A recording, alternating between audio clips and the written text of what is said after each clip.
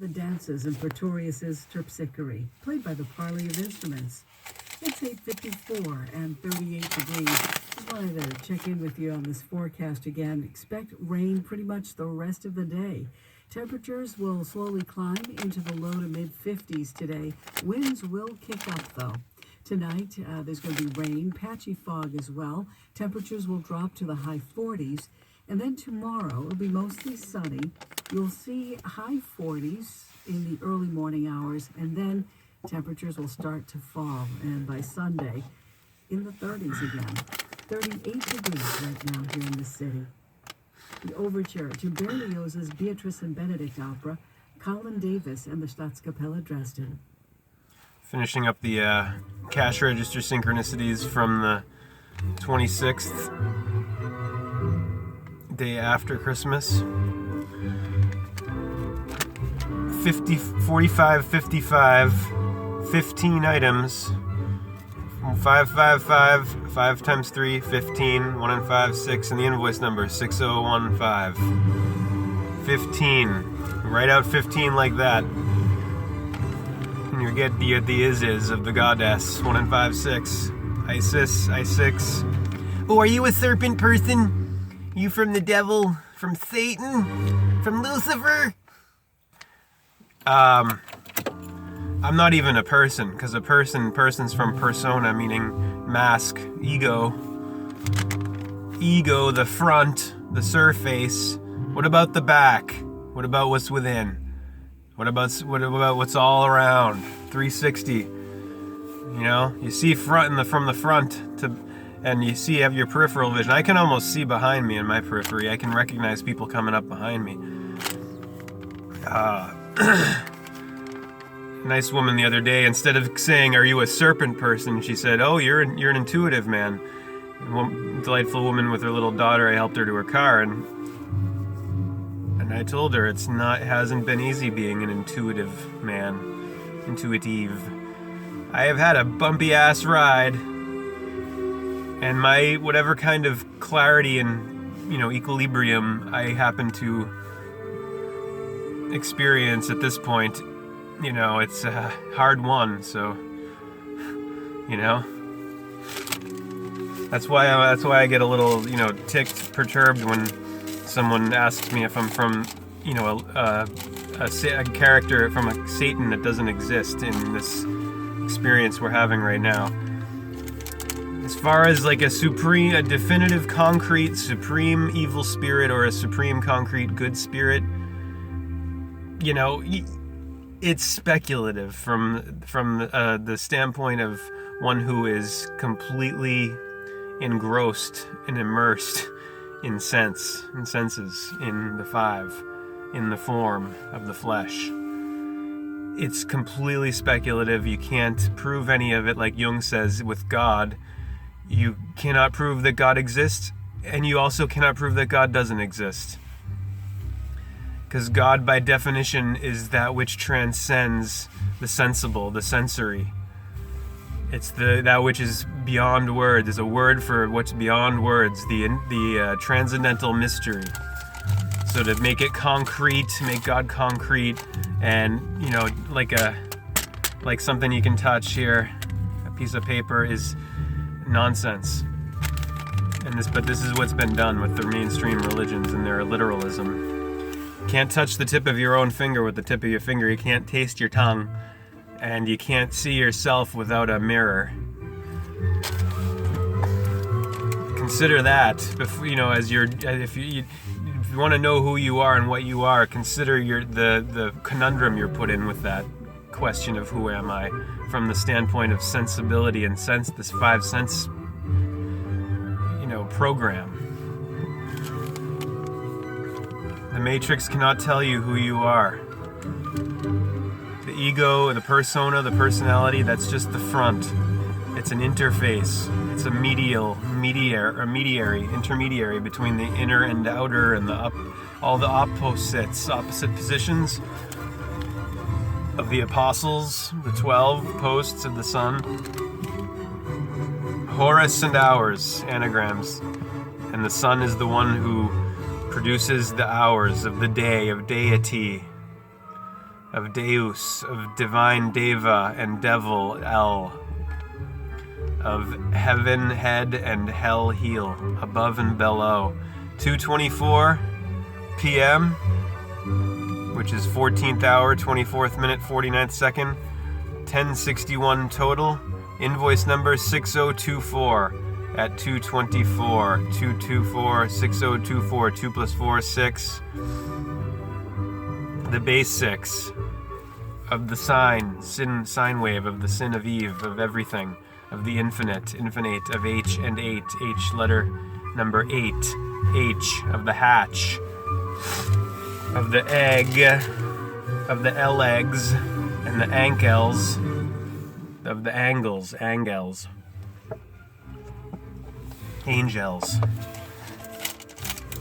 of secret, sacred, secret secretions of geometry of Gaia measure, the geometry, Om tree, 3, 13 items at 4:13 p.m., 143 again, 314, invoice number 2130, 123, 313, 134, Hare Krishna.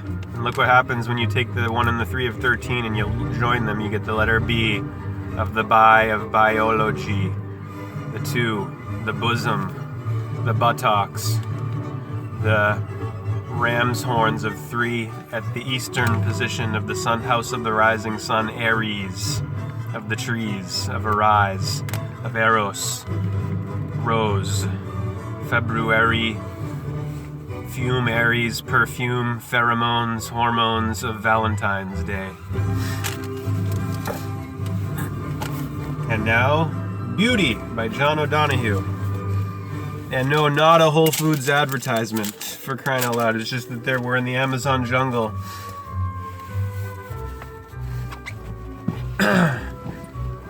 And in my hunt for a healthy breakfast and a very good cup of coffee, they're the best bet for me in this vicinity right now. Also, the best bet for me is getting my cash, because the whole freaking thing is gonna probably be brought down in 2019. The House of Cards, of the Trump card, of the Joker card, in the bicycle deck. Frank, let me be frank. Why do you wear that silly man suit? The Lost Voice. Dante's epic begins famously with the narrator saying, "In the middle of the journey of our life, I came to myself within a dark wood, where the straight way was lost.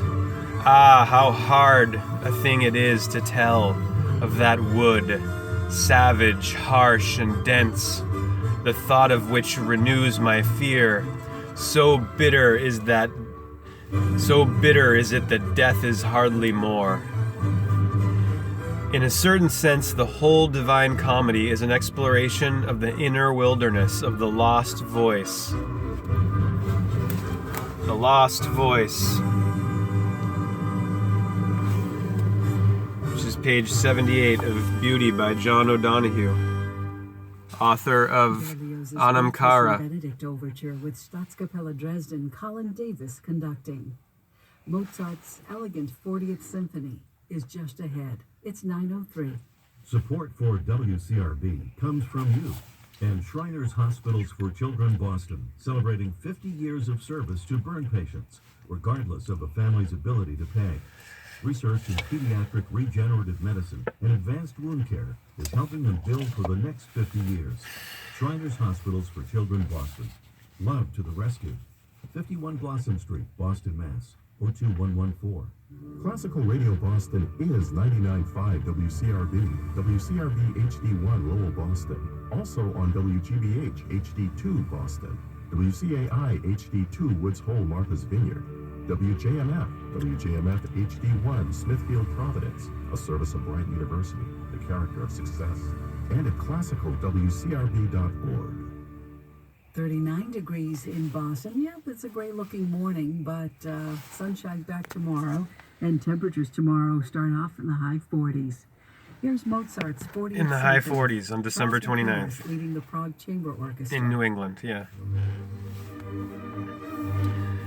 In a certain sense, the whole Divine Comedy is an exploration of the inner wilderness of the lost voice. This is, however, a voice that is magnificently lost. The rich kingdoms of medieval sensibility gather here, in all their fascination and terror. As in the unfurling of individual destiny, times of loss can bring discovery. This is recognized trenchantly in the mystical tradition. The dark night of the soul is the night in which all images die and all belonging is severed. The abyss where nothingness dwells. When the voice speaks from the realm of such relentless undoing, it is a voice in which wilderness has come alive. There is a limbo of desolation and despair, reminiscent of Shakespeare's phrase, quote, "With what I most enjoy, contented least. Endurance is all, now there is nothing else. A time of bleakness can also be a time of pruning.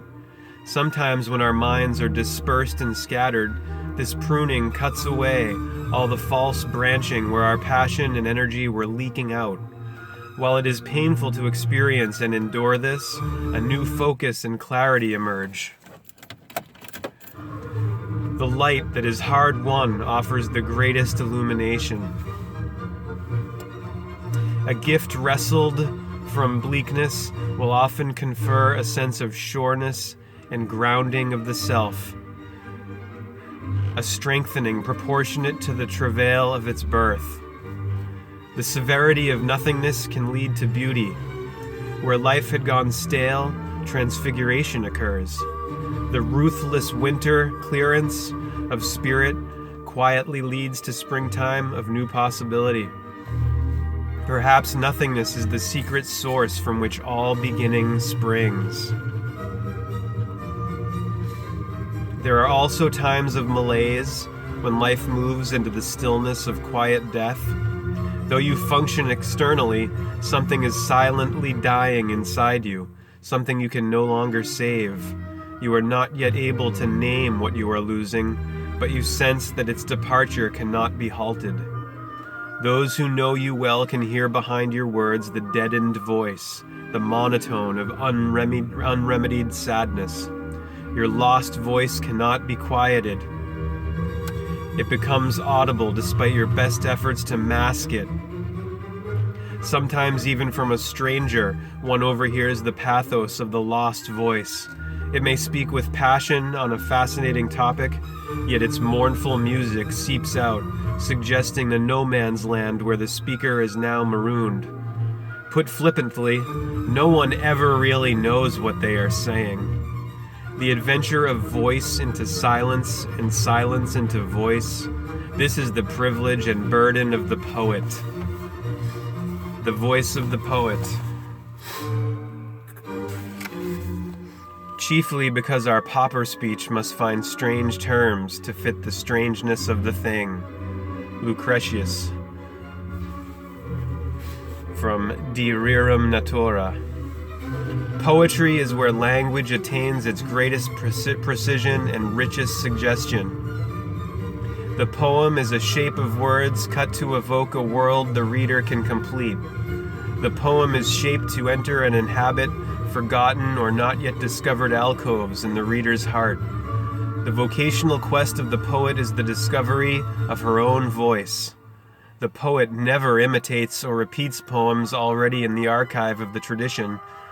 The poet wants to drink from the well of origin, to write the poem that has not yet been written.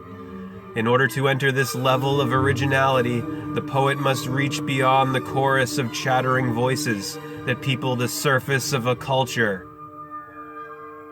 Furthermore, the poet must reach deeper inward, go deeper than the private horde of voices, down to the root voice. It is here that individuality has the taste of danger, vitality, and vulnerability. Here the creative is not forced or appropriated from elsewhere.